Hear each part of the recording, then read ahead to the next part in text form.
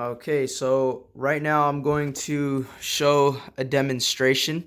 I actually have a demonstration of um, getting a reversed list from performing recursion.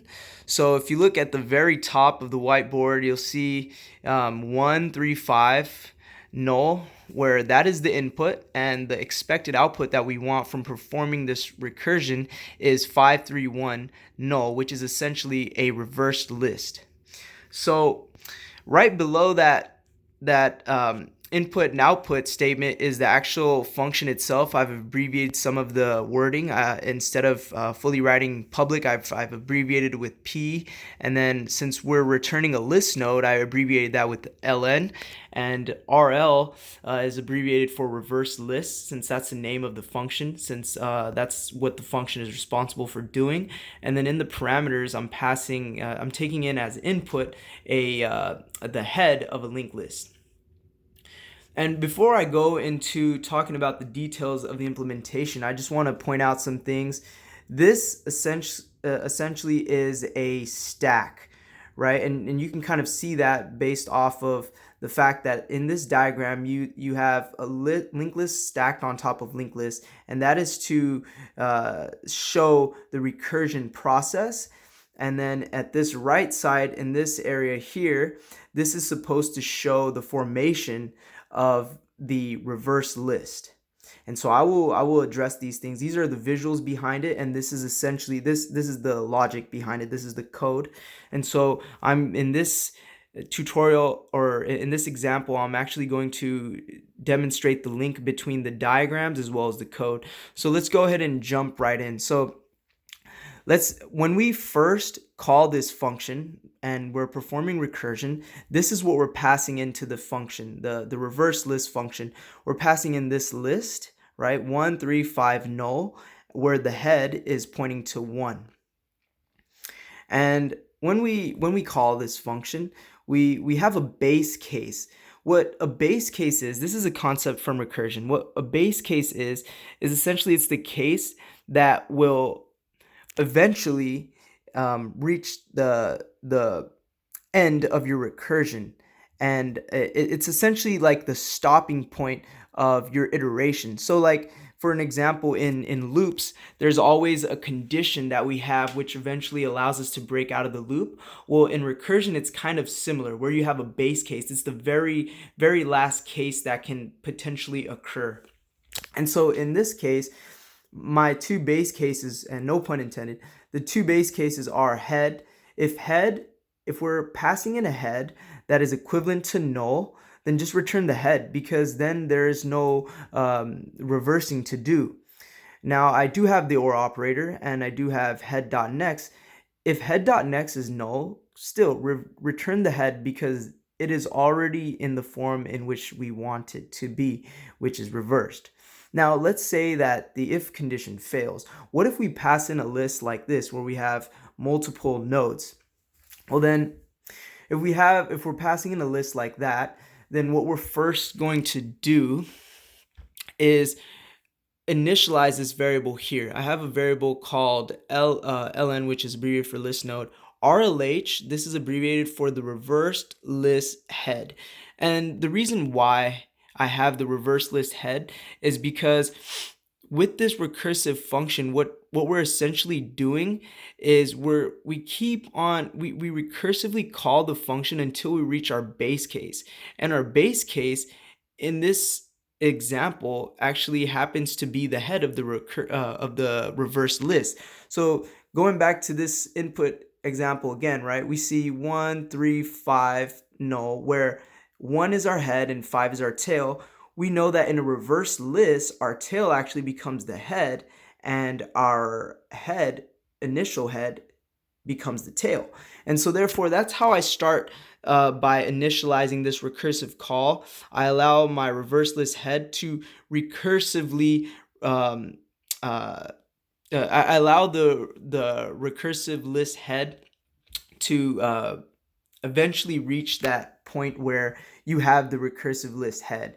So here's a demonstration of that. So we see 1, 3, 5, right? And we see our and I'm going to abbreviate it, RLH is equal to a recursive call, right? Because RL, we're recalling it, and we're setting our head. So this was our head initially, but now we're passing in head.next. So as a result, performing this recursion adds another stack layer to our stack, right? Adds another layer to the stack where now this is our new head. We have 3, 5, and then null. And then again, we call it again because the base case is not true, right? We see that the head is not null and neither is its next node value. So therefore, we call in again and we pass in head.next. And now at the very top of our stack, we see here, we actually have 5 pointing to null. And so we actually have something interesting that occurs at that point because we finally reach our base case. So we see that when we call that function again, we see our head.next is null. Even though head is not null, head.next is null. So therefore that condition is true. And as a result, we return the head, which actually happens to be the head for the reverse list. So therefore, if you look to the right, this is what we're returning to the calling function, the callee, right? We're returning this list here, 5 pointing to null, where RLH represents the head of the reverse list.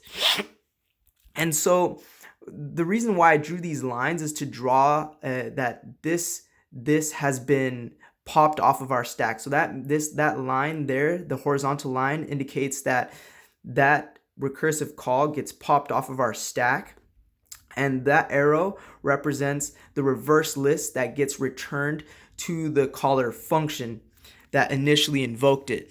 And so therefore, once we return to this function now, because since we went all the way up to our stack, now we're going to go all the way down, we have to keep in mind that we have two lists.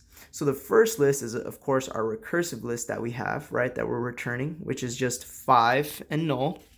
But then the caller function, which was this guy right here, actually had a different head. It did not have this recursive, it did not have the reverse list head as we do there. Its head was actually 3.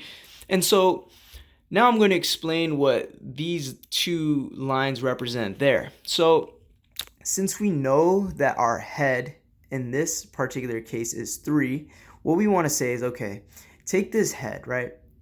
And again, our goal is to reverse the list. So we want 5 to point to 3, but how can we do that when in this case, our head, which is 3, is pointing to 5 and 5 is pointing to null? Well, if you look at this statement here, what it's actually doing is it's taking this head, right? And it's saying that its next is this guy, right? And have this guy's next, rather than pointing to null, have it point to the head. Well, where's the head? Head is right there. So therefore, 5 will point to 3, right?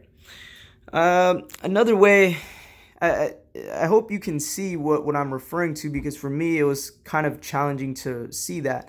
But just to go over it one more time, we see that our head is 3. And what we want to do is essentially we want 5 to point to 3 because that will allow us to form our reversed list. So when we do head.next, right, first we want to ask ourselves, where is our head? And we realize, oh, well, our head is right here according to this stack, right? And now we want to know, okay, where is head.next? Head.next is here, okay. So what can I do now to have 5 point to 3? Well, then I follow that up with the head.next. My head.next is null, and I want to set it to head. And I'm going off of this line right here. Head.next is .next equals head. I'm referring to this one here.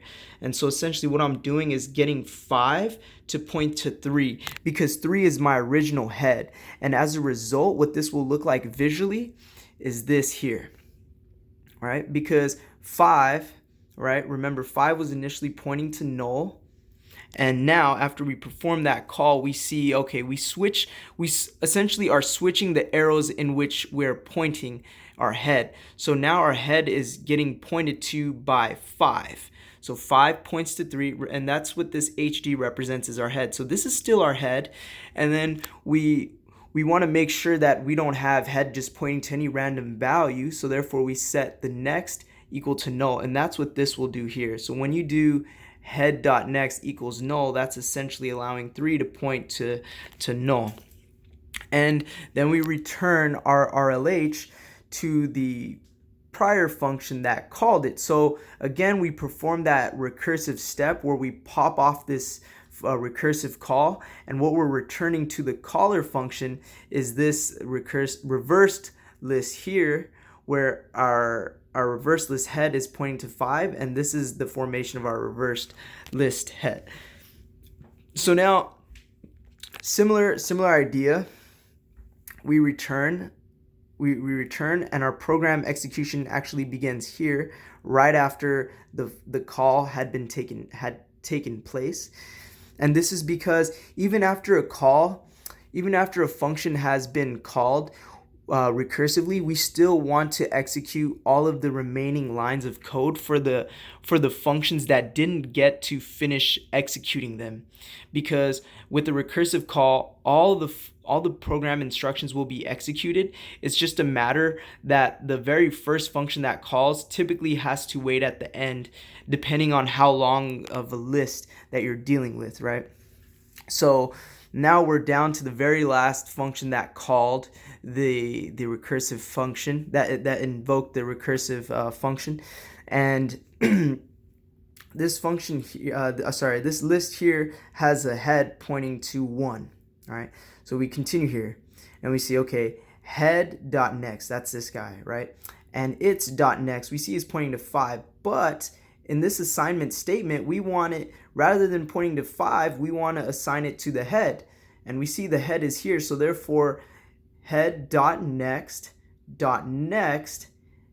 is actually equal to the head. So therefore this arrow, it's almost like we're flipping the arrow. And so 3 points to 1 as a result of that assignment statement there. And so what we get visually is this. We see that 3 is no longer pointing to 5, it's pointing to 1 due to that statement there. And we set the head, right? We know that this is our head, so that's why I have the arrow there pointing to head. We want to set its next equal to null because we don't want it to point to anything random. We want to be sure of what we're forming. And so that's what we get, and then we return the recursive list head. We see that this is our head. It was always the same, it never changed. And we return that to the function that called it, and we pop off the last function call in the stack. And so now I want to talk about space complexity. I want to talk about time complexity and space complexity. So time complexity is the amount of time it takes to scale at which the instructions will be executed. So let me repeat that. Time complexity is the time at which the program is scaled to complete. So an analogy would be like, for time complexity, analogy would be like, oh, and if you're aware of this, please fast forward, but I'm just going to give a brief lecture on that. So what an analogy of understanding time complexity would be like, let's say you have a bird, and let's say you have internet, let's say, and both are responsible for transferring some kind of data to from a starting point to an ending point. Well, let's say one was faster than the other. So let's say like the bird was faster than let's say the bird was faster at transferring the data as opposed to the internet. So what will that mean? That means that it has a faster run time, right? Time. It has a faster run time, a time complexity. So therefore, but what is it all dependent on? It's all dependent on how much data is there, right? So it's the amount of time it takes for data to be processed. That's time complexity. So in this case, the amount of time it will take to process this algorithm would be big O of n, where n represents the total length of the list. Because when we recursively call this function, we repeat it n number of times, n, where n represents the number of nodes in the list. And for the space complexity, that represents how much memory we're using. And in this case, since we're using recursion, we're actually making use of our memory. We're using the stack memory. And so that also takes the same amount of time. It's going to be big O of n. And so yeah, that's pretty much it. Please let me know in the comments below if you still need any help, or if I can explain it any clearer. And I'll also I'll put some links in the description that helped me kind of understand this problem a little bit better as well.